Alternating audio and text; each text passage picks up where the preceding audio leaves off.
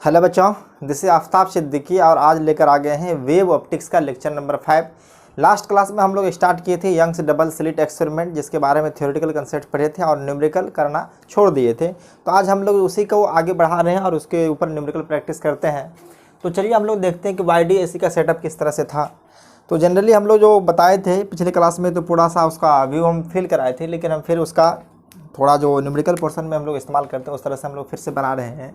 Generally हम लोग लेते थे पहले कार्डबोर्ड के ऊपर में जो है सो दो पतले पतले स्लिट लेते थे और स्लिट के बीच का जो डिस्टेंस होता है वो मिलीमीटर में रखते थे और स्लिट का जो विड्थ होता है वो लगभग लाइट जो होते हैं उसके वेवलेंथ होता है उसी के कंपेरेबल में रखते हैं। तो लाइट का वेवलेंथ का जो साइज होता है वो जनरली 4000 से लेकर के 8000 एंगस्ट्रम के बीच होता है। तो स्लिट का भी साइज लगभग उसी कंपेयर रखा जाता है। उसके बाद सामने हम लोग स्क्रीन रखते हैं। तो स्क्रीन और कार्डबोर्ड, जो ये कार्डबोर्ड जो लिए हैं जिसके ऊपर स्लिट हम लोग बनाए हैं, वो कार्डबोर्ड और स्क्रीन के बीच का डिस्टेंस जो लेते हैं उसको कैपिटल D मानते हैं और वो जनरली मीटर के रेंज में होता है। तो वही सारा बात हम भी लिखेंगे और फिर बाद में जो है सो हम लोग फिर से कंस्ट्रक्टिव इंटरफेरेंस डिस्ट्रक्टिव इंटरफेरेंस निकालेंगे जहाँ पे ब्राइट स्पॉट डार्क स्पॉट बनता है। तो पहले हम लोग लेंगे यहाँ पे एक कार्डबोर्ड। तो कार्डबोर्ड को जनरली अगर ये प्लेन में है तो प्लेन को अगर इस तरह से देखेंगे तो ये बोर्ड के प्लेन में जाता हुआ आपको सामने से एक लाइन दिखेगा। तो ये कुछ इस तरह से होगा। ये मान लेते हैं, थोड़ा सा हम जूम वर्जन इसलिए बढ़ा रहे हैं कि ताकि आपको दिखने में पता चले। ये स्लिट का साइज जो है सो बहुत ही छोटा होता है। तो यहाँ पे रखते थे हम लोग मोनोक्रोमेटिक सोर्स ऑफ लाइट, जिससे यही सोर्स से होकर के, अगर ये सोर्स है तो इससे बहुत सारा लाइट निकलेगा और यही लाइट जो है सो इस स्लिट से जाएगा। तो हम लोग इसको S1 मानते हैं और इसको S2, और इन दोनों स्लिट के बीच का डिस्टेंस जो होता है उसको स्मॉल d कंसिडर कर लेते हैं। सामने प्लेस रख करते हैं एक स्क्रीन, और ये स्क्रीन है और स्क्रीन का जो डिस्टेंस होता है स्लिट से लगभग मीटर के रेंज में होता है और उसे कंसिडर करने के लिए हम लोग कैपिटल D का इस्तेमाल करते हैं। ये कैपिटल D, ये स्क्रीन है, ये स्लिट है और इनके जस्ट सामने बनता था ब्राइट स्पॉट। इसके मिडिल से मिलाएंगे, यहाँ पे सेंट्रल ब्राइट बनता है तो इसको CB से रिप्रेजेंट करते हैं। ये सब बात पिछले क्लास में हम लोग डिस्कस कर चुके हैं, उसी को थोड़ा आगे बढ़ा रहे हैं ताकि इसको देखने के बाद आप देखिए ये सोर्स लाइट का कोई काम नहीं है तो हम इसको मिटा देते हैं।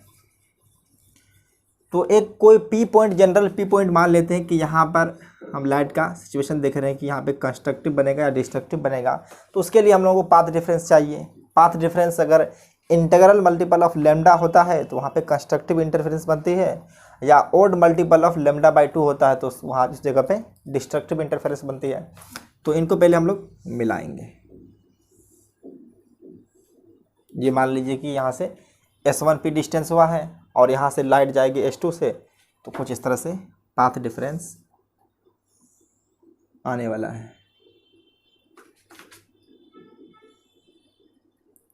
थोड़ा सा इसको मान लीजिए S2P हो गया।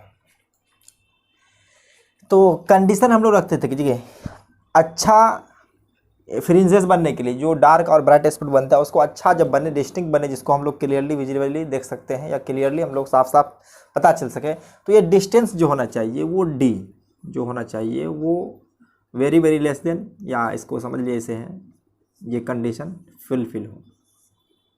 मतलब अगर डिस्टिंक्ट इंटरफेरेंस, मतलब ऐसा इंटरफेरेंस जिसको आप आसानी से देख सकें, तो उसके लिए कंडीशन है कि जो स्मॉल d है वो कैपिटल D से बहुत छोटा होना चाहिए। तो जनरली इसका रेंज देखा जाए तो ये D का जो रेंज होता है वो मिलीमीटर में होता है और कैपिटल D का जो रेंज होता है जनरली वो मीटर में होता है। तो आप समझ सकते हैं कि मिलीमीटर मीटर से 1000 टाइम्स बड़ा होता है। तो अगर देखा जाए इस पॉइंट से और यहाँ का डिस्टेंस ये बहुत छोटा, जैसे मान कर लीजिए यहाँ पे है और ये बहुत सामने रखेंगे तो ये तीनों अभी जो बना रहे हैं हम लोग, एक यहाँ से सेंट्रल से भी एक हम लोग एक रे को दिखा देते हैं इस तरह से कुछ। तो इस बीच के एंगल को हम लोग थीटा कंसिडर करते हैं।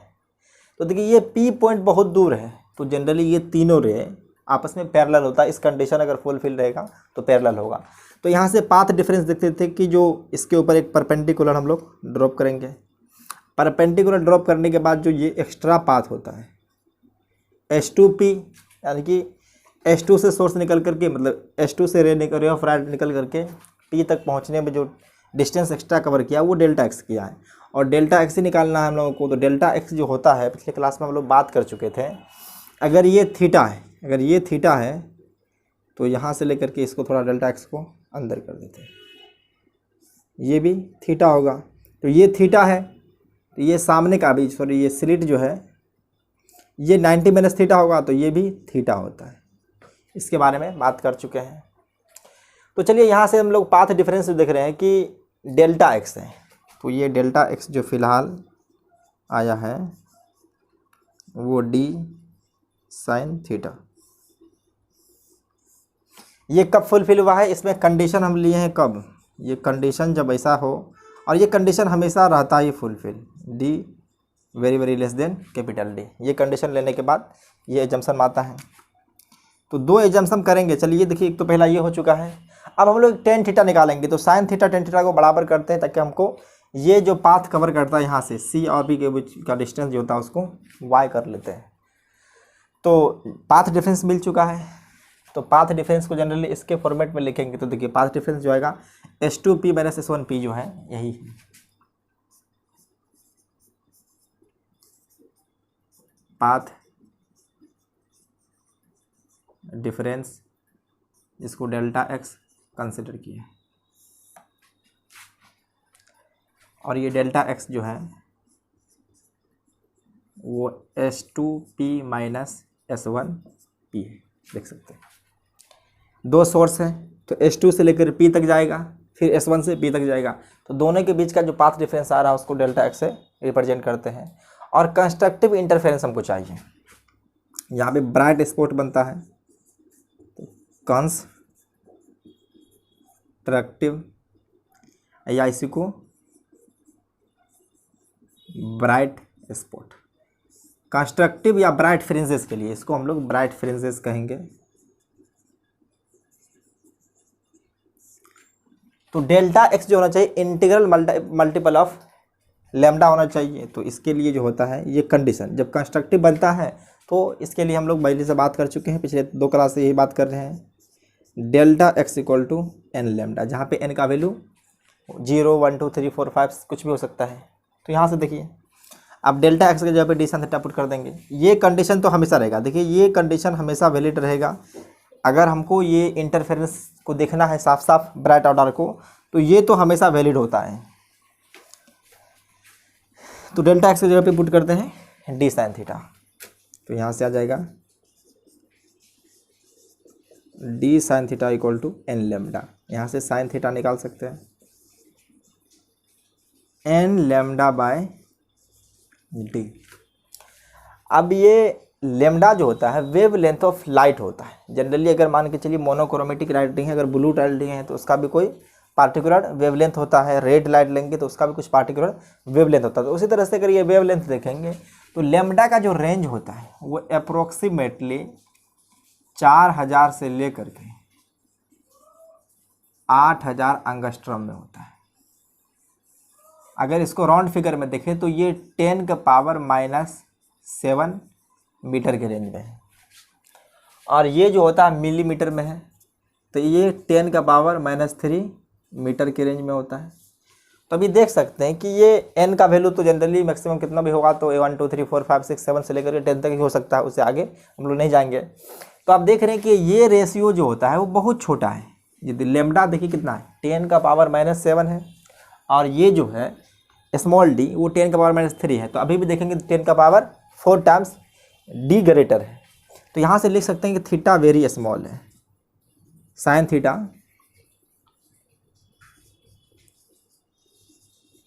नियरली, सॉरी इसको ऐसा ही लिख सकते हैं, ये वेरी स्मॉल है। जब साइन थीटा बहुत ही स्मॉल होता है तो हम लोग यहाँ से sine theta equal to comparable to 10 theta लिख सकते हैं। ये कंडीशन लिख सकते हैं कब, ये कंडीशन है कि जब d very very greater than lambda, ये कंडीशन माने हैं तब ऐसा हुआ है। ये इफ़ कर सकते हैं। अगर ऐसा है तभी साइन थीटा को टेन थीटा लिख सकते हैं। अगर नहीं रहेगा, मतलब लेमडा और डी दोनों कंपेरेबल रहेगा, अपने ही रेंज में रहेगा, तो वहाँ पे हम लोग साइन थीटा टेन थीटा को बराबर नहीं करेंगे। एक क्वेश्चन के अंदर हम लोग डिस्कस कर लेंगे इस बात को, तो वहाँ से आपको पता चल जाएगा कि हमेशा साइन थीटा टेन थीटा के बराबर नहीं लिखेंगे। तो यहाँ से टेन थीटा अगर लिखना चाहेंगे तो देखिए टेन थीटा लिख सकते हैं। ये थीटा है, तो ये वाला डिस्टेंस देखिए परपेंडिकुलर हो जाएगा वाई, और ये हो जाएगा बेस जो है सो डी है। तो यहाँ से अगर लिखना चाहें तो टेन थीटा इक्वल टू, देखिए वाई बाय डी, और ये साइन थीटा के बराबर, तो sine theta N lambda by D है। ये किसके लिए है? कंस्ट्रक्टिव इंटरफेरेंस या ब्राइट स्पॉट जहाँ पे बनता है वो। तो ये फार्मूला जो हम लोगों को आ चुका है ब्राइट स्पॉट के लिए, अगर देखेंगे तो इसको nth ब्राइट कहेंगे। nth ब्राइट का जो फार्मूला आया है ये हम लोग लास्ट क्लास में भी लाए थे और वहाँ से आज भी ले आए हैं। तो इस डी को इधर भेज देंगे, तो देखिए N D lambda by small D, ये nth ब्राइट का फॉर्मूला है। इसी तरह से हम लोग को डार्क का फॉर्मूला चाहिए, तो डार्क के लिए डिस्ट्रक्टिव इंटरफेरेंस होगा, और डिस्ट्रक्टिव इंटरफेरेंस कहाँ पे होता है? यहाँ पे odd multiple of lambda by 2। तो सिंपल हमको जब डिस्ट्रक्टिव निकालना है, ये बात को लिखना नहीं, अगर लिखना चाहें तो आप लिख भी सकते हैं, क्योंकि इसको हम लोग पहले डिस्कस कर चुके हैं। तो अब जब हमको मैक्सिमा या मिनिमा जब बनेगा, डिस्ट्रक्टिव पे बनता है मिनिमा, वहीं पे डार्क स्पॉट, तो अब यहाँ पे बनेगा डिस्ट्रक्टिव इंटरफेरेंस। क्या चाहिए हमको? जब मिनिमा, डिस्ट्रक्टिव बनेगा, यहाँ पे बनेगा डार्क फ्रिंजेस। तो अब जो लेमडा को लेना है वो 2n-1 इंटू लेमडा बाय 2, तो सारा चीज़ वही रहेगा।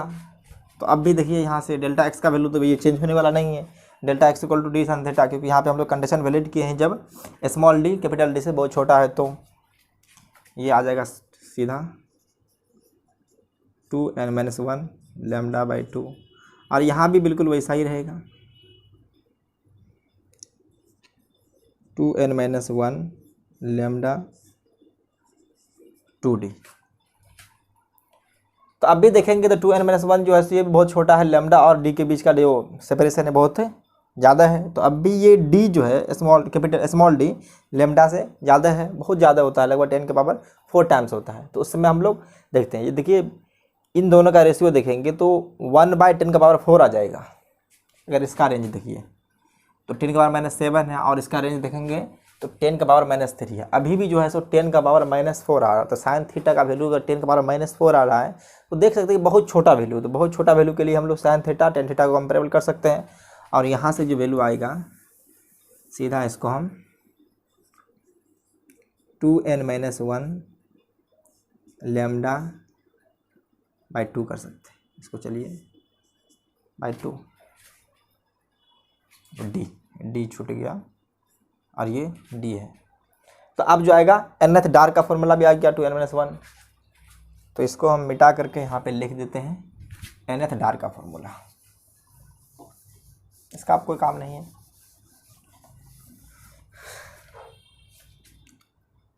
y एन डी, तो एन डी मतलब होता है nth डार्क। तो nth डार्क निकालने के लिए formula 2n-1 D capital D into lambda divide by 2d, ये आ चुका है nth डार्क का फॉर्मूला। इतना बात आप लोग को समझ में आया होगा कि इसको पहले से भी डिस्कस कर चुके थे। तो चलिए हम लोग आप करते हैं क्वेश्चन प्रैक्टिस इसके ऊपर।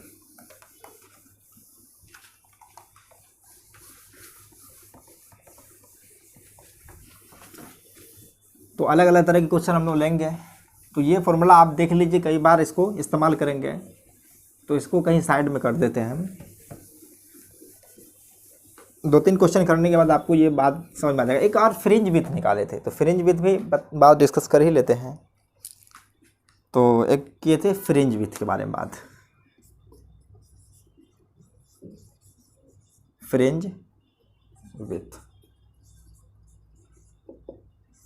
इसको रिप्रेजेंट कभी बीटा से करते हैं और कभी कभी डब्ल्यू से भी करते हैं। ये होता है distance between two consecutive dark and bright fringes होता है। तो अगर हम इसको बीटा निकालना है तो Y second bright minus Y first bright कर सकते हैं, और इसका जो वैल्यू आता है वो D lambda by small D आता है। अगर आप चाहे तो पुट कर सकते हैं। अगर यहाँ पे टू को वैल्यू रखेंगे, अगर सेकेंड ब्राइट निकालना है तो 2d लेमडा बाय डी, अगर फर्स्ट ब्राइट निकालना है तो n का वैल्यू 1 हो जाएगा d लेमडा बाय डी। तो देख सकते हैं ये जो आ जाएगा 2d lambda by 2 minus d lambda by D. तो देखिए इसको कर करके d लेमडा बाय डी आ जाए। ये फ्रिंज विथ, तो फ्रिंज विथ भी मिल चुका है। तो ये सारा फॉर्मूला का हम यहाँ पे थोड़ा साइड में लिख देते हैं। nth ब्राइट का जो फॉर्मूला है वो है n d lambda by small D. nth dark का जो फॉर्मूला है 2n minus d lambda by 2d। उसी तरह से अगर फ्रिंज विथ देखेंगे तो फ्रिंज विथ जिसको बीटा माने हैं वो आ चुका है d लेमडा बाय डी। ये तीनों इसी के ऊपर हम लोग क्वेश्चन करेंगे। तो चलिए एक छोटा सा क्वेश्चन पहले स्टार्ट करते हैं शुरू से ही। इंटेंसिटी के बारे में हम लोग देख लेंगे। जब डार्क फ्रिंज जहाँ पे बनती है वहाँ पे मिनिमा होगा, जहाँ पे ब्राइट बनता है वहाँ पे मैक्सिमा। जब कंस्ट्रक्टिव इंटरफेरेंस होती है तो उसमें हम लोग कंडीशन ही बताए थे, जहाँ मैक्सिमा होता है, दो लाइट वेव मिल करके जो मैक्सिमम फॉर्म करता है तो उसको हम लोग कंस्ट्रक्टिव इंटरफेरेंस कहते हैं। और जहाँ पे मिनिमम वैल्यू होता है वहाँ पे दोनों एक दूसरे को कैंसिल करता है, उसको डिस्ट्रक्टिव इंटरफेरेंस कहते हैं। तो पहला क्वेश्चन है, स्मॉल डी दिया हुआ है 0.1 मिलीमीटर, उसके बाद कैपिटल डी दिया हुआ है मान लीजिए 1 मीटर है, और लेमडा का वैल्यू दिया हुआ है 6000 एंगस्ट्रॉम। इतना इन्फॉर्मेशन दिया हुआ है और पूछ रहा है फाइंड सेपरेशन बिटवीन, मतलब दोनों के बीच का सेपरेशन क्या होगा, separation between fourth bright and third dark.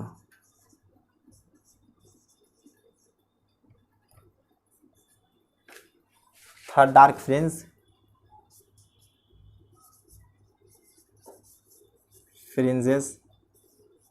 On opposite side of central bright. Central bright बीच में बनता है, एक अगर देखेंगे तो ऊपर बना है और एक नीचे। On opposite side of central bright.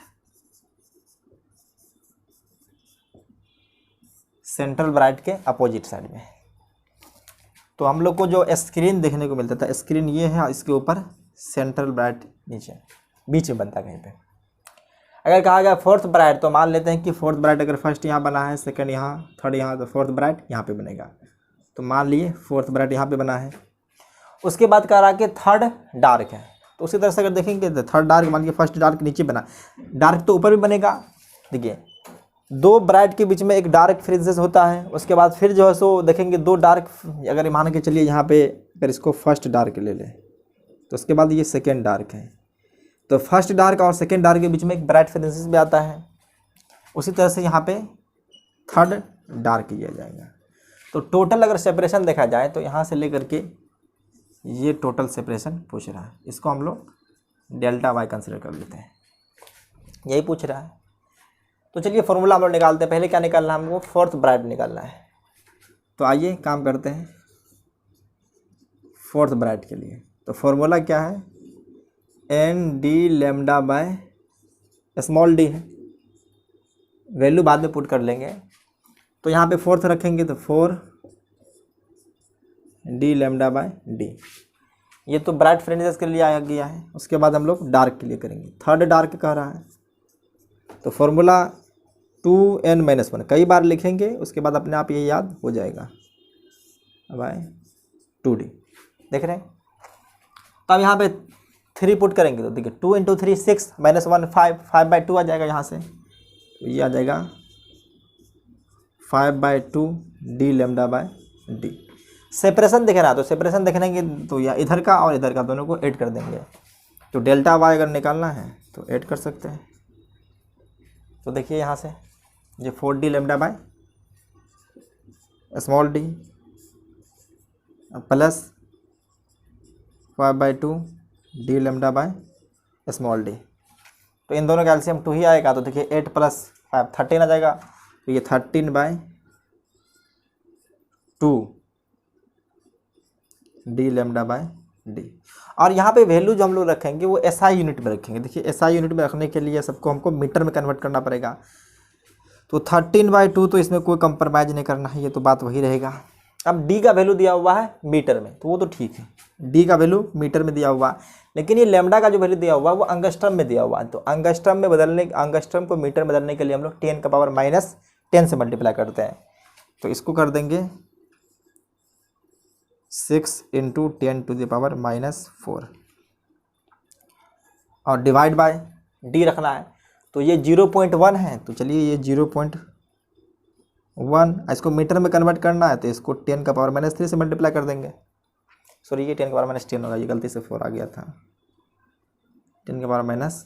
तो अब देखिए यहाँ से अगर देखेंगे तो 10⁻, ये इधर है तो इसको भी 10⁻1 लिख सकते हैं। तो 10⁻1 × 10⁻1 3, तो ये 10⁻4 ऊपर जाकर के कितना हो जाएगा 10⁻6। तो ये तो कैंसिल हो रहा है तो इसको थोड़ा कैंसिल कर सकते हैं। तो देखिए यहाँ पे सिर्फ आप पावर का खेल है, थोड़ा सा बचा हुआ। तो यहाँ से देखेंगे तो ये 6 बचेगा और ये 3 0 कैंसिल हो जाएगा। तो 6 में से 3 0 कैंसिल हो चुका है। तो 3 3 जा 39 × 10⁻³ मीटर, यही आ चुका डेल्टा वाई। इसको मिलीमीटर में लिखना चाहेंगे तो आप लिख सकते हैं, इसी को 39 mm भी लिख सकते हैं। तो फर्स्ट का तो आंसर ये आ चुका है, देख ली। अब हम लोग सेकंड क्वेश्चन देखेंगे, इसको नोट कीजिए आप तब तक।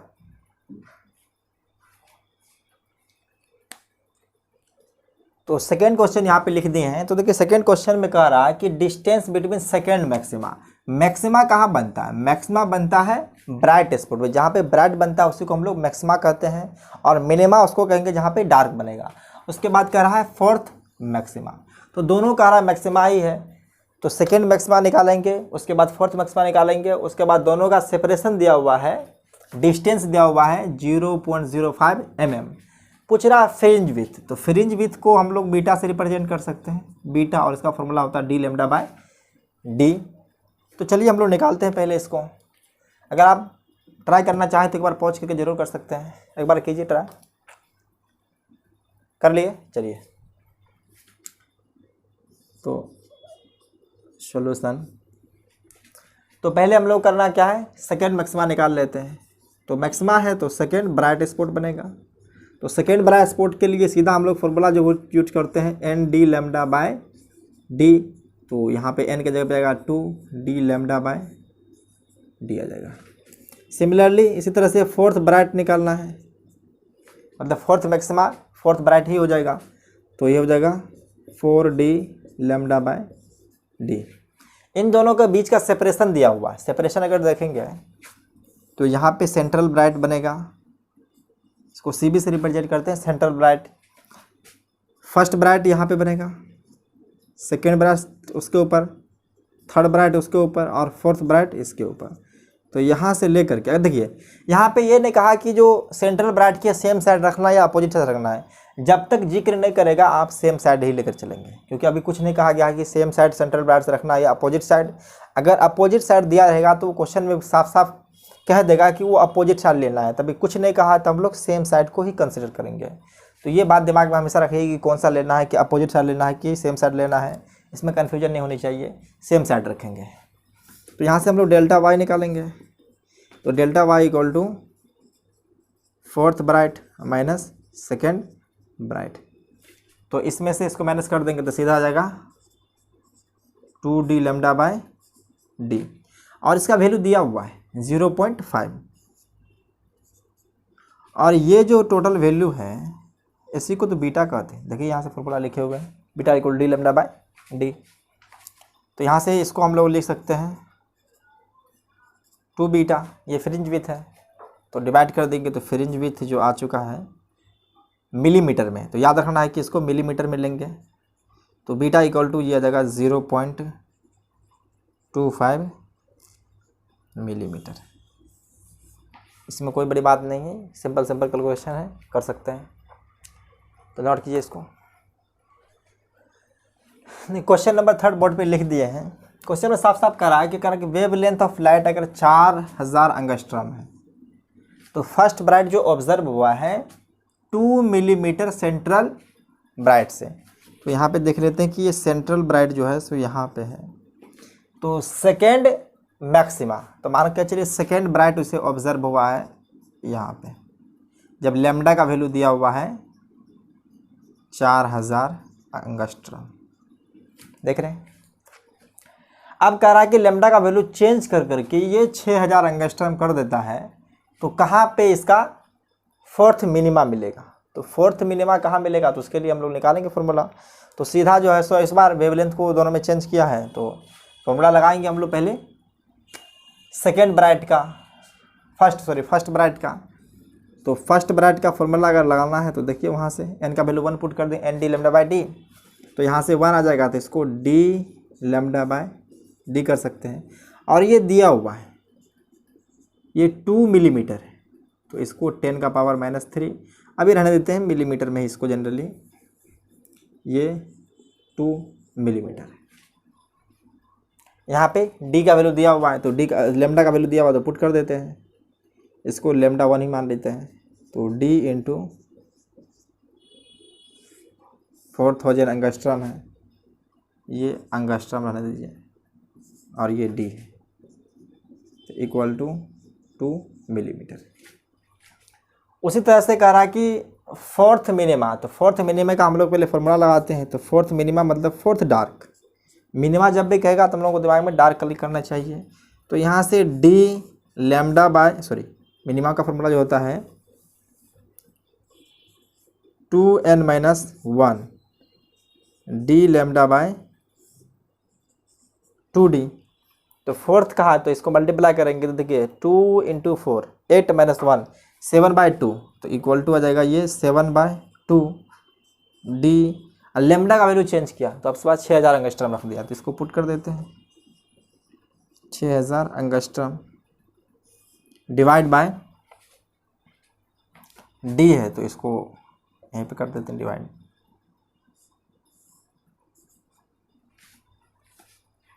तो यहाँ पे डिवाइड करना, देखिए डी बाई डी दोनों में रेशियो कॉमन है, ये capital D by small D दिया हुआ है, दोनों में कॉमन है। तो एक को इक्वेशन मान लेते हैं फर्स्ट, इसको मान लेते हैं फर्स्ट और इसको सेकेंड। ये सेकेंड में फर्स्ट से डिवाइड कर देते हैं,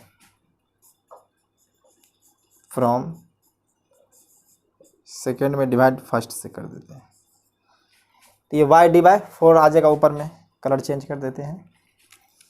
तो देखिए y4d बाई इसका वैल्यू दिया हुआ है 2 मिलीमीटर है, तो इसको मिलीमीटर ही रहने दिया जाए, इक्वल टू, अरे देखिए d बाई डी रेशियो तो कैंसिल हो जाएगा, अब बचेगा क्या, तो ये 7/2 into 6000 angstrom divide by 4000 angstrom, angstrom cancel, 3 zero भी कैंसिल हो जाएगा। यहाँ से अगर देख रहे हैं तो कुछ कैलकुलेशन कर करके आ रहा है, तो इसको 2 और 2 को भी कैंसिल कर सकते हैं। अब जो भी रिजल्ट आने वाला है वो मिलीमीटर में आएगा, मिलीमीटर को उधर भेज सकते हैं। तो देखिए y इक्वल टू जो आ गया है यहाँ से रिजल्ट, ये फोर्थ डार्क है, फोर्थ मिनिमा के लिए आएगा। तो यहाँ से 2 को भी कैंसिल कर सकते हैं, ये 3 आ जाएगा, तो 7 3 जा 21, 21 को थोड़ा ढंग से लिखा जाए 21/2 मिलीमीटर, या इसी को फ्रेश से लिखना चाहते हैं तो सीधा लिख सकते हैं यहाँ से, जो फोर्थ डार्क आया है 10/2 को 10.5 मिलीमीटर। मीटर आ गया, बस ये आ गया। अब फोर्थ क्वेश्चन हम लोग देंगे, उसको फोर्थ क्वेश्चन में थोड़ा सा दिमाग लगाना है कि वहाँ पे जो वेवलेंथ का वैल्यू होगा और स्मॉल डी दोनों का वैल्यू लगभग सेम होगा, मतलब उसी के रेंज में होगा। तो उस समय जो है सो एक जंक्शन माने थे हम लोग, जो साइन थीटा टेन थीटा, उस समय वो वैलिड नहीं होगा, तो उसको देते हैं। तब तक इसको नोट कीजिए। तो क्वेश्चन नंबर 4 में हम लोग आते हैं। तो क्वेश्चन नंबर 4 में दिया हुआ इन्फॉर्मेशन दिया हुआ है कि स्मॉल डी का वैल्यू, कैपिटल डी और लेमडा का वैल्यू दिया हुआ है। लेकिन यहाँ पे एक बात आपको देखने को मिल रहा होगा कि जो स्मॉल डी का रेंज है और जो वेवलेंथ का रेंज है वो दोनों लगभग मिलीमीटर में ही दिया हुआ है। मिलीमीटर में अगर दिया हुआ है तो हम लोग यहाँ से एक जो पाथ डिफरेंस हम लोग शुरुआत में निकाले थे, जनरली बेसिक जब फॉर्मूला को कर रहे थे इसलिए शुरुआत में लिखे हैं। तो वहाँ पे देखिए, तो पाथ डिफरेंस जो लिखे थे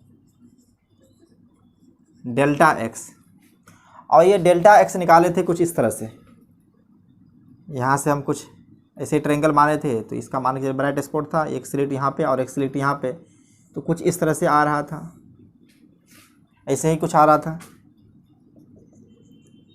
ये डिस्टेंस तो अब भी देख रहे हैं कि जो कैपिटल डी है स्मॉल डी से बहुत ज़्यादा है, तो ये तीनों को पैरेलल ले लेंगे और ये आता है डेल्टा एक्स और ये रहता है डी।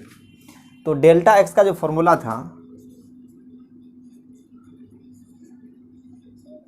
डी साइन थीटा,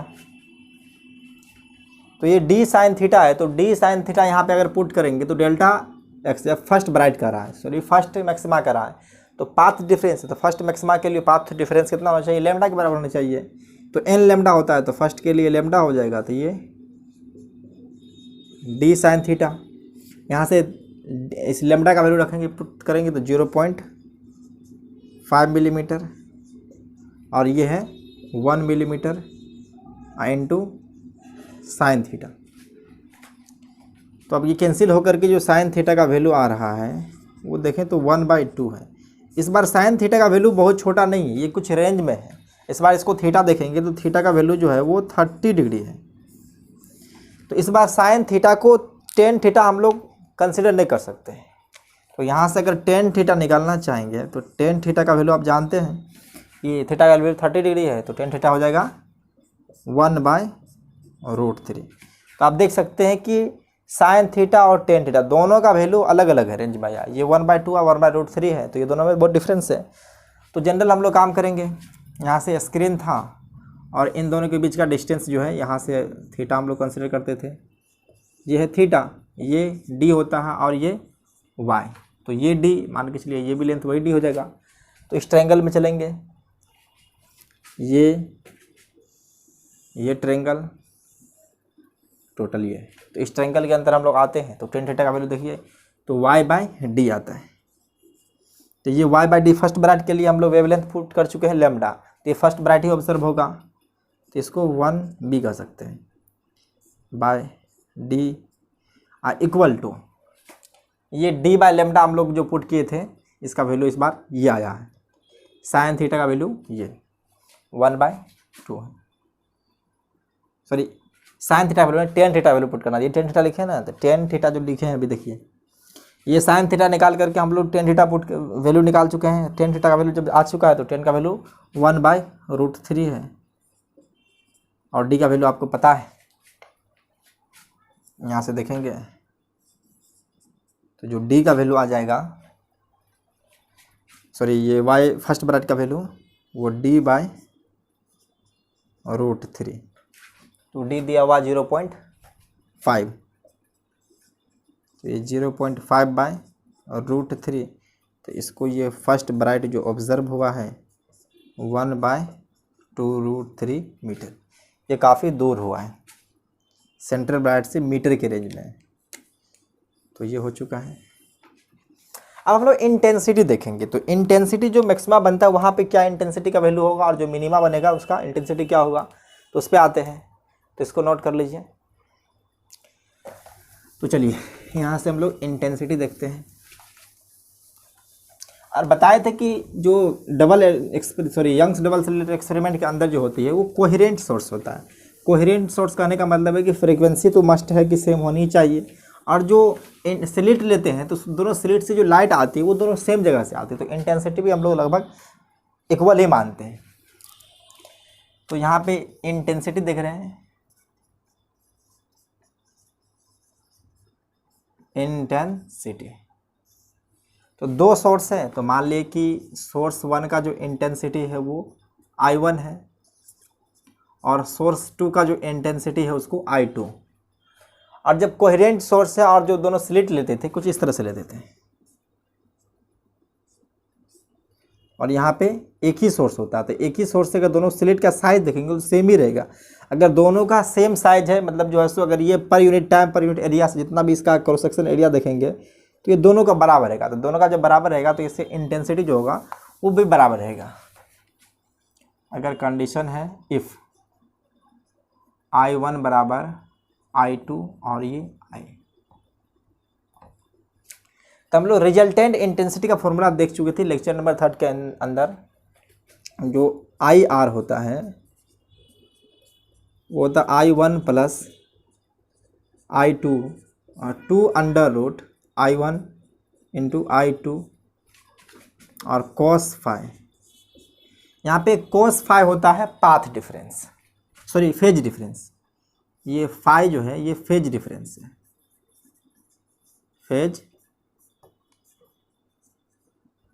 समझ लीजिए, फेज डिफरेंस शॉर्ट फॉर्म में कर सकते हैं। और पाथ डिफरेंस के साथ इसका जो रिलेशन होता है 2 pi by lambda into delta x. अभी पाथ डिफरेंस देख रहे थे हम लोग, डी साइन थीटा जो आता है वही पाथ डिफरेंस है।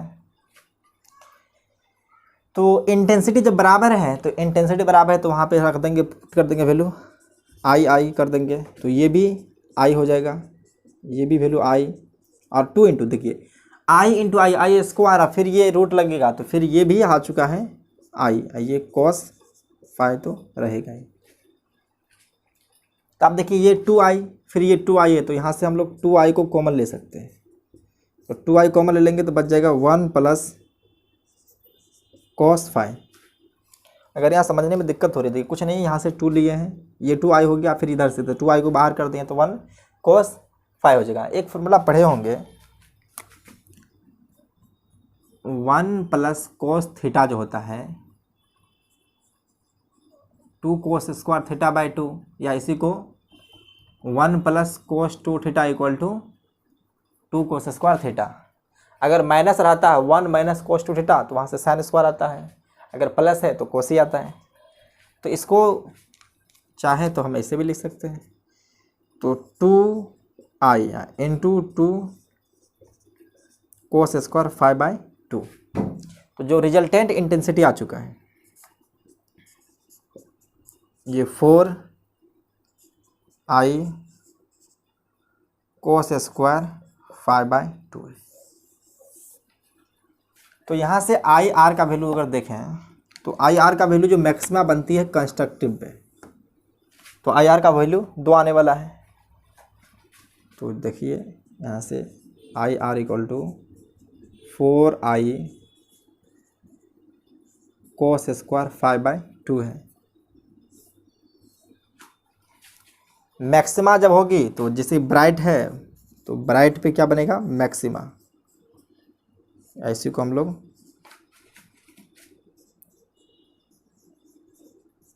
और मैक्सिमा बनेगी। तो मैक्सिमा के लिए जो है सो आप देखिए इसका मैक्सिमम वैल्यू कितना होगा, जब इसका वैल्यू 0 होगा तो 0 कब हो सकता है 5/2 पुट करेंगे तो ये maximum value, sorry maximum value के लिए इसका वैल्यू 1 आना चाहिए। तो 1 कोस स्क्वायर 0 पे, तो यहाँ पे फाई का वैल्यू अगर हम लोग 0 रखेंगे, फाई का वैल्यू 0 रखेंगे तो फाई का वैल्यू अगर 0 रख रहे हैं तो पार्ट डिफरेंस भी 0 ही आएगा।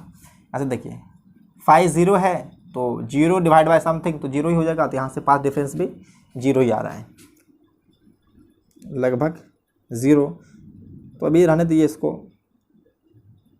फाई का वैल्यू 0 आ चुका है। उसके बाद जब डार्क स्पॉट देखेंगे तो डार्क की जगह पे बनता है मिनिमा, और मिनिमा पे इंटेंसिटी अगर देखेंगे तो इसका मिनिमम वैल्यू क्या हो सकता है, मिनिमम वैल्यू जो होगा 0, और 0 कब हो जाएगा कोस स्क्वायर 5/2 है, तो ये कोस स्क्वायर 90, कोस 90 का वैल्यू होता है 0, तो कोस 90 का स्क्वायर भी 0 आ जाएगा। तो अगर 90 लेना है तो फाई का वैल्यू जो हमको लेना पड़ेगा वो पाई लेना पड़ेगा, मतलब 180 डिवाइड बाई 2 तो हो जाएगा 90, तो 90 का कोस 90 0, तो मिनिमा के ऊपर जैसे कि ये हो गया। तो यहाँ पे अगर इंटेंसिटी आई रिजल्टेंट जो आ रहा है मैक्सिमा पे 4i और मिनिमा जहाँ पे 4 हो रही है, इसको i मैक्स कर सकते हैं, और ये i मिनिमा जो आ रहा है वो 0। अब इसका ग्राफ भी अगर ड्रा करना चाहें पाथ डिफरेंस के साथ, अगर पाथ डिफरेंस के साथ अगर ग्राफ ड्रा करना चाहें तो कर सकते हैं। तो चलिए जो रिजल्ट है उसको याद करना है। ये IR जो रिजल्टेंट इंटेंसिटी है वो इसका, तो हम लोग इसके ऊपर कर्व ट्रेस कर लेते हैं, कभी कभी एग्जाम में दिया रहता है। तो चलिए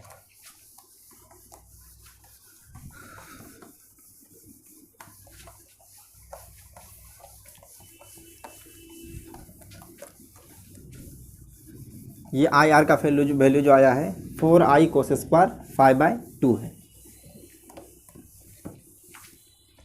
तो इसको कहीं साइड में लिख लेते हैं।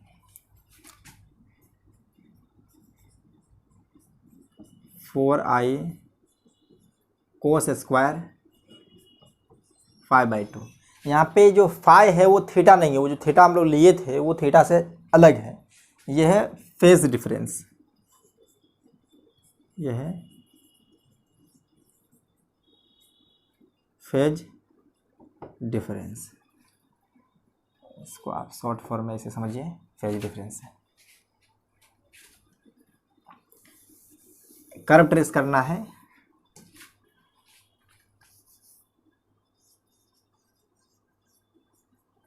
IR versus delta x.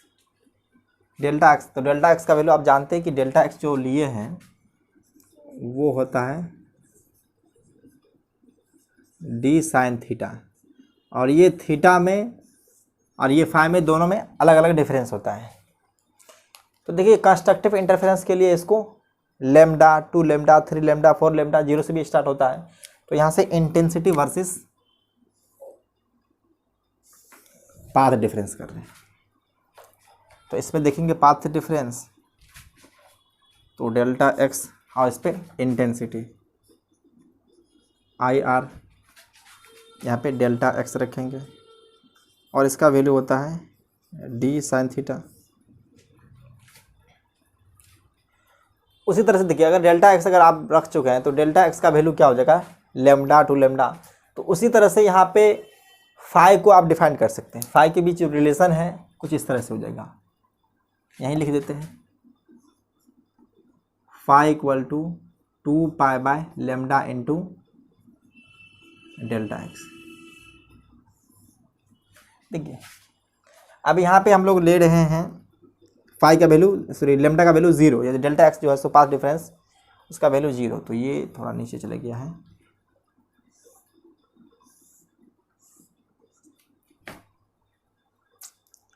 चलिए रहने दीजिए, ठीक ही है। बस इसको भी इधर कर लेते हैं। तो पहले हम लोग लेंगे लेमडा का, इस पे 0 आ जाएगा, यहाँ पे 0। उसके बाद कुछ डिस्टेंस पे ले लेते हैं लेमडा बाय 2। देखिए लेमडा बाय अगर 2 लेंगे तो यहाँ से देखिए कि ये जो वैल्यू आ जाएगा पाई का वैल्यू, ये फाई का वैल्यू पाई आ जाएगा। लेमडा बाय 2 है तो लेमडा बाय 2 अगर रखेंगे तो यहाँ से देखिए लेमडा बाय 2, तो ये 2 कैंसिल हो जाएगा और लेमडा लेमडा भी कैंसिल हो जाएगा। तो फाई का वैल्यू आ जाएगा पाई। तो फाई का वैल्यू जब पाई आ जाएगा तो पाई बाय 2 90, तो कोस 90 जानते हैं 0। तो इस पॉइंट पे कहीं ना कहीं 0 का इंटेंसिटी। और इस पे देखेंगे तो यहाँ पे फाई का वैल्यू अगर डेल्टा एक्स 0 रखेंगे तो फाई 0, तो फाई 0 पे ये मैक्सिमम आ जाएगा। तो मैक्सिमम जो वैल्यू आ जाता है वो 4i के बराबर। फिर उसी तरह से अगर देखेंगे तो जब लेमडा वैल्यू रखेंगे, देखिए यहाँ से अगर जब लेमडा रखें, जनरली मान लीजिए कि लेमडा यहाँ पे रखे हैं, तो जब लेमडा रखना है तो delta X equal to lambda रखेंगे तो लेमडा इंटू लेमडा कैंसिल हो जाएगा। तो फाई का वैल्यू जो आएगा 2 पाई, तो 2 पाई यहाँ पे पुट करेंगे तो देखिए ये हो जाएगा कोस पाई। तो कोस पाई का वैल्यू होता है -1, -1 का स्क्वायर भी +1 ही हो जाएगा। तो +1 इंटू 4i, तो ये भी 4i फिर से यहाँ आ जाएगा। फिर इसी तरह से 3/2 पे लेंगे, 3/2 लेमडा पे, तो फिर 0 आ जाएगा। फिर इसी तरह से 2 लेमडा पे, फिर इधर आ जाते हैं, मान लीजिए यहाँ से -लेमडा/2, फिर यहाँ से -लेमडा और यहाँ से -3/2 लेमडा और यह टू लेमडा। तो आप एक एक करके वैल्यू पुट कर रखेंगे तो आपको देखने को मिलेगा कि यहाँ पे मैक्सिमा आ रहा है। तो ये कोस स्क्वायर का ग्राफ है। तो कोस स्क्वायर ग्राफ आप जानते हैं किस तरह से होता है। तो ये कुछ इस तरह से हो जाएगा, ये मैक्सिमा, ये मिनिमा, फिर ये मैक्सिमा और फिर यहाँ पे मिनिमा हो जाएगा। फिर इस तरह से आ जाए, ये मिनिमा, फिर ये इसके सामने मैक्सिमा हो जाएगा, फिर यहाँ पे मिनिमा, फिर यहाँ पे मैक्सिमा। तो कुछ इस तरह का कर्व आपको दिखेगा। तो ये इंटेंसिटी वर्सेस पाथ डिफरेंस का कर्व है। तो इसको नोट कीजिए। नेक्स्ट टर्म आता है कंडीशन फॉर डिस्टिंक्ट इंटरफेरेंस। तो मतलब इंटरफेरेंस कब बढ़िया देगा। डिस्टिंक्ट मतलब होता है कि अलग अलग आपको पता चल जाए कि एक यहाँ पे ब्राइट मिला है, उसके बाद फिर डार्क है, फिर उसके बाद ब्राइट है, फिर डार्क है। डिस्टिंक्ट मतलब आप क्लियरली देख सकते हैं कि वो साफ साफ अलग अलग है। तो उसके लिए कुछ कंडीशन अप्लाई है, यहाँ पे वो लिखते हैं हम लोग। तो कंडीशन फॉर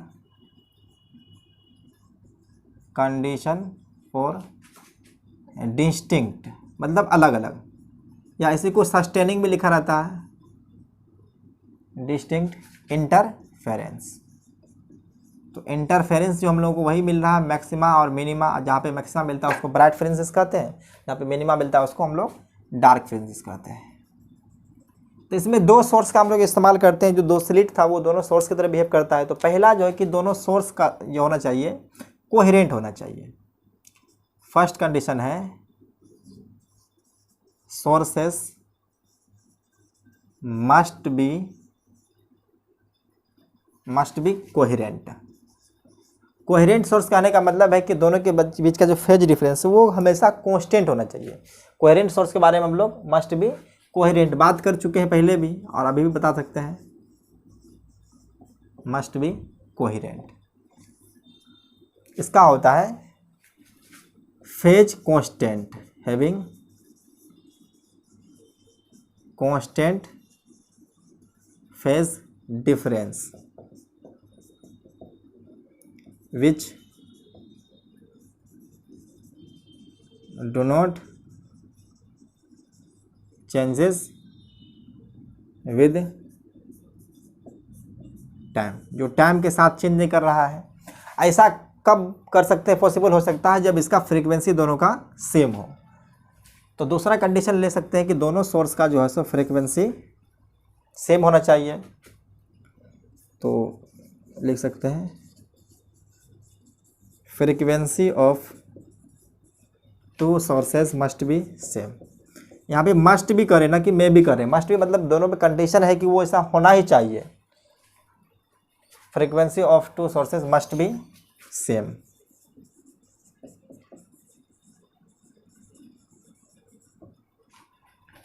उसके बाद इंटेंसिटी और एम्पलीट्यूड के बारे में बात करते हैं। तो वो जनरली एम्पलीट्यूड के बारे में कह सकते हैं इक्वल भी और नियरली भी हो सकता है इक्वल है। तो A1 चलिए एम्पलीट्यूड या इंटेंसिटी इक्वल और नियरली इक्वल। इसे मान करके चलिए दो सोर्सेस हैं। अगर मान के चलिए कि ये A1 है, दो A2 है। तो दो सोर्स की वजह से कुछ इस तरह से मान लिए कि दोनों का रिजल्टेंट जो एम्पलीट्यूड आया है कुछ इस तरह से, ये कुछ इस तरह से मान लेंगे। तो जहाँ पे मैक्सिमा बनेगा, मान लीजिए कि मैक्सिमा के केस में ये मैक्सिमा है, तो मैक्सिमा पे ब्राइट स्पॉट दिखेगा। तो अगर इन दोनों को अगर सेम न रख करके हम डिफर कर देते, मान लीजिए कि नियरली इक्वल न करके बहुत ज़्यादा कर देते हैं डिफरेंस, तो देखिए इस केस में अगर आप देखेंगे तो दोनों जब जोड़ करके देखेंगे तो 110 आएगा। इसका एम्पलीट्यूड जो आया है वो 110 आया है। और जब मिनिमा के केस में देखेंगे, मान लीजिए मिनिमम है, तो ये भी 10 और ये 100, तो इन दोनों के बीच का डिफरेंस जो आएगा वो 90 आएगा। तो देखिए इन दोनों में बहुत कम का एम्पलीट्यूड डिफरेंस है। तो यहाँ से एक अच्छा इंटरफेयर नहीं हो पाएगा। जहाँ पे डिस्टिंक्ट हम लोग नहीं कर पाएंगे कहाँ पे मैक्सिमा बना है और कहाँ पे मिनिमा है। अगर दोनों को बराबर कर दे या उससे नियरली इक्वल रखें, जैसे मान के चलिए ये 100 लिया और ये 99 लिए, तो दोनों को जोड़ करके बहुत अच्छा आने वाला है कि इसका 199 एम्पलीट्यूड आ जाएगा। और यहाँ पे अगर देखेंगे तो जो डिफरेंस आएगा वो 1 आ जाएगा। तो जहाँ पे मैक्सिमा है वहाँ पे बहुत ज़्यादा है, जहाँ पे मिनिमा है वहाँ पे कुछ नहीं है।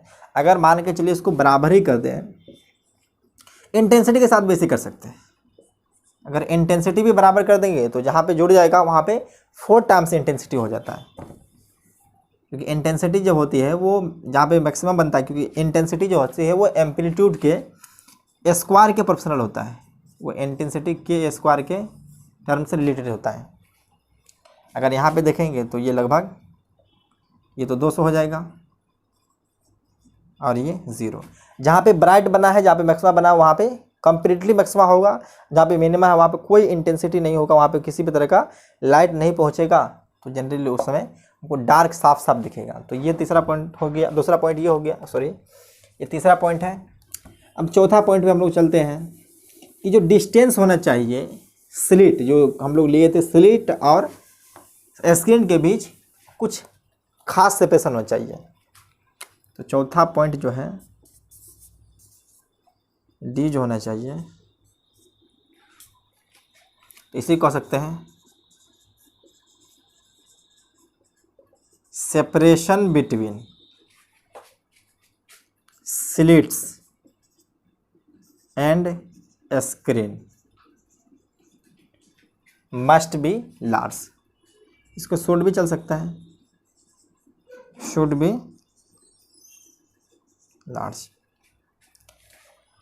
और पांचवा जो पॉइंट हम लोग लेने वाले हैं मोनोक्रोमेटिक सोर्स ऑफ लाइट, क्योंकि मोनोक्रोमेटिक सोर्स ऑफ लाइट रहेगा तभी एक ही कलर का वेवलेंथ जो है सो पार्टिकुलर वेवलेंथ आ पाएगा। अगर अलग अलग वेवलेंथ हो जाएगा तो उसके लिए क्या समस्या आएगी वो भी हम लोग डिस्कस कर लेते हैं। मोनोक्रोमेटिक सोर्स ऑफ लाइट, तो डिस्टिंग के लिए हम लोगों को ये कंडीशन फॉलो करना पड़ेगा। पहला तो है कि जो सोर्स लेंगे वो कोहेरेंट सोर्स होना चाहिए। कोहेरेंट सोर्स कहने का मतलब है कि ऐसा सोर्स जिसका फेज डिफरेंस कांस्टेंट रहे, वो समय के साथ चेंज न करता हो, या उसका फ्रीक्वेंसी मान लेते हैं कि सेम है। तो दूसरा कंडीशन तो ये होगी कि फ्रीक्वेंसी समझना चाहिए। तीसरा देखेंगे तो एम्पलीट्यूड या इंटेंसिटी उनका जो जनरली बराबर ही होने चाहिए, या तो इक्वल हो तो और अच्छा बात है, नहीं तो नियरली इक्वल भी चलेगा। उसके बाद स्क्रीन और स्लिट के बीच का जो डिस्टेंस होता है, अगर दो स्लिट हैं और स्क्रीन के बीच का डिस्टेंस, जैसे कि स्लिट के बीच का डिस्टेंस जो होता है वो कुछ इस तरह से होता है, ये स्लिट का डिस्टेंस हो चुका है, और स्क्रीन जो होता है वो बहुत दूर होता है। स्लिट और स्क्रीन के बीच का डिस्टेंस का अगर देखेंगे तो वो बहुत ही ज़्यादा सेपरेशन होना चाहिए, मतलब डी जो होता है वो मिलीमीटर में रखते हैं, और ये डिस्टेंस जो होता है मीटर में होता है। और मोनोक्रोमेटिक सोर्स ऑफ लाइट इसलिए रखते हैं कि एक ही तरह का पार्टिकुलर वेवलेंथ आ जाएगा ताकि हम लोगों को क्लियर दिख पाए। तो अगर ऐसा ना कर करके मान चलिए हम लोग मोनोक्रोमेटिक सोर्स ऑफ लाइट को हटा करके वाइट लाइट इस्तेमाल करेंगे तो क्या समस्या आएगी उसको भी डिस्कस कर लेते हैं। तो इतना नोट कीजिए। तो अभी हम लोग वही बात कर रहे थे कि जनरली जब हम लोग मोनोक्रोमेटिक सोर्स ऑफ लाइट लेते हैं उसके जगह पे वाइट लाइट लेंगे तो क्या समस्या आने वाला है। तो इसी बात को क्वेश्चन के तौर में रहते हैं, तो इसको कंसेप्चुअल क्वेश्चन में आप लिख सकते हैं। कुछ कंसेप्ट बेस्ड क्वेश्चन है, कंसेप्चुअल क्वेश्चन। क्वेश्चन है what will happen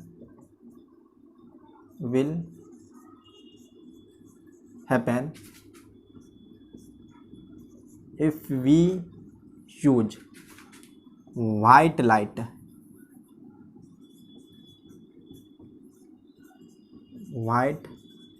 light instead of, मतलब जगह पे instead of monochromatic light।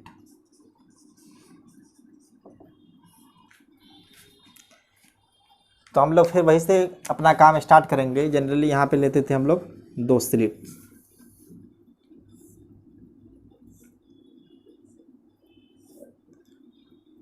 तो एक स्लिट यहाँ पे, एक स्लिट यहाँ पे, और स्क्रीन रखते थे कुछ सामने। यह है स्क्रीन,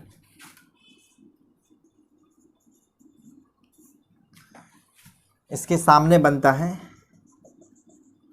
सेंट्रल ब्राइट। ये बात तो हम लोग पहले से जानते हैं। तो अगर हम लोग यहाँ पे जो वाइट लाइट इस्तेमाल करेंगे तो वाइट लाइट में आप जानते हैं कि वाइट लाइट जो होते हैं वो कॉम्बिनेशन ऑफ कलर होता है, वो विबजियोर से बना होता है। ये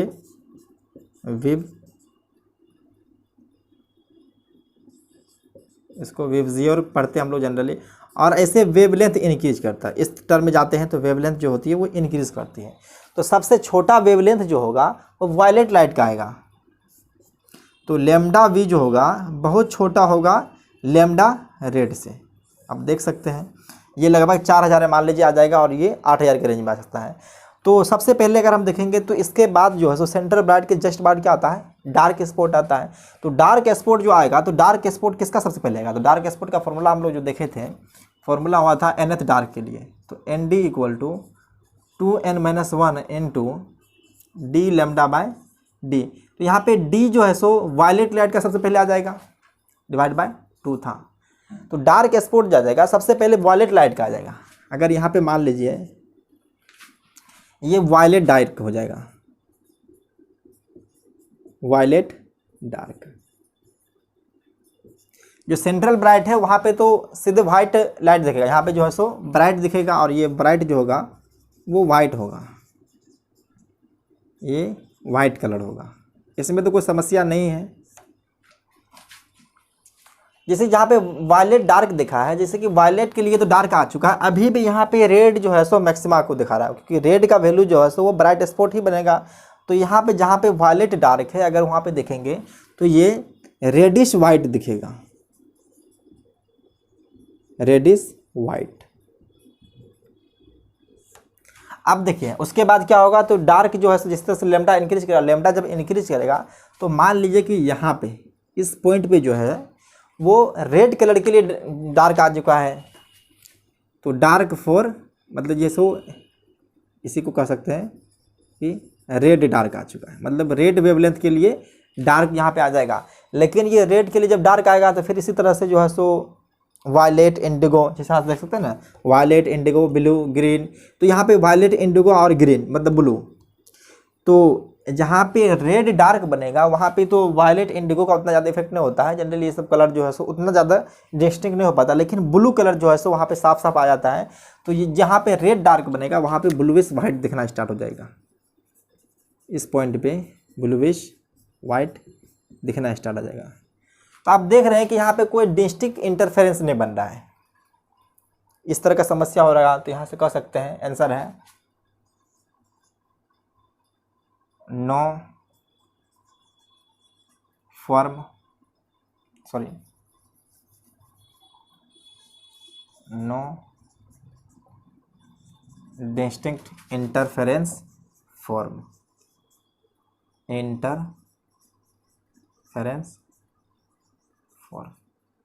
क्योंकि आप देख रहे हैं कि जिसके किसी के लिए अगर डार्क आ चुका है तो वहाँ पे दूसरे के लिए वाइट ही है, जब किसी पहले के लिए मान के चलिए वाइट आ चुका है तो दूसरे के लिए डार्क ही है। तो इसी तरह से जो है वाइट डार्क का कम्बिनेशन जो है सो इस तरह से बिखर जाएगा कि आपको कोई भी अच्छा सा मस्त इंटरफेरेंस नहीं दिखेगा, जिससे आप नए कैलकुलेशन निकाल सकते हैं कि कौन सा डार्क है कौन सा वाइट है। ये कुछ ज़्यादा ही समस्या हो जाएगी, मतलब जटिल हो जाएगा। तो सीधा कह सकते हैं कि डिस्टिंक्ट इंटरफेरेंस जो है सो अलग अलग साफ साफ नहीं बन पाएगा। उसके बाद सेकेंड है कि जनरली हम जब वायलेट की जगह पे रेड इस्तेमाल कर दें, तो सेकेंड क्वेश्चन पे आ जाते हैं। क्वेश्चन इस तरह से है, what will happen, what will happen with fringe with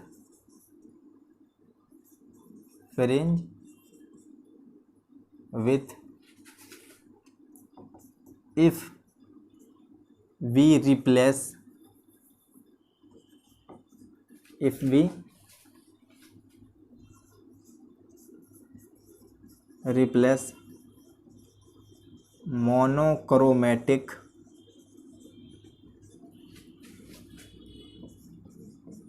violet light into monochromatic red. मतलब मोनोक्रोमेटिक कहने का मतलब है कि इसका जो वेवलेंथ है वो फिक्स होगा, सिंगल कलर का ही वेवलेंथ दिखेगा। Monochromatic red light. तो इस तरह से। तो आंसर सीधा कि फ्रिंज विड्थ जो होगा वो फ्रिंज विड्थ जो रेड लाइट जैसे इस्तेमाल करेंगे तो इंक्रीज कर जाएगा। तो देखिए पहला इसका जो आंसर है, देखिए बता भी देंगे इसको कैसे आया, फ्रिंज विथ। आपको पता नहीं कि इंक्रीज होगा कि डिक्रीज होगा, तो चलिए पहले हम लोग इसको कैलकुलेट कर लेते हैं। तो जो फ्रिंज विथ का फॉर्मूला था beta equal to D lambda by D है। तो हम जानते हैं कि विब्जियोर में इस तरफ जो है सो जब डालते हैं वी बी सी योर, तो यहाँ पे देखिए तो विब्जियोर में जो है सो वेव लेंथ इंक्रीज कर रहा है। तो यहाँ पे देख रहे हैं कि फ्रिंज विथ जो है बीटा वो डायरेक्टली प्रोपोर्शनल टू लैम्डा है। तो वायलेट लाइट का वेवलेंथ ज़्यादा होगा या रेड लाइट का, तो यहाँ पे साफ साफ जो है सो पता चल रहा है कि जो वायलेट लाइट का जो वेवलेंथ है वो रेड लाइट से कम है। तो यहाँ से फ्रिंज विथ इंक्रीज कर जाएगा,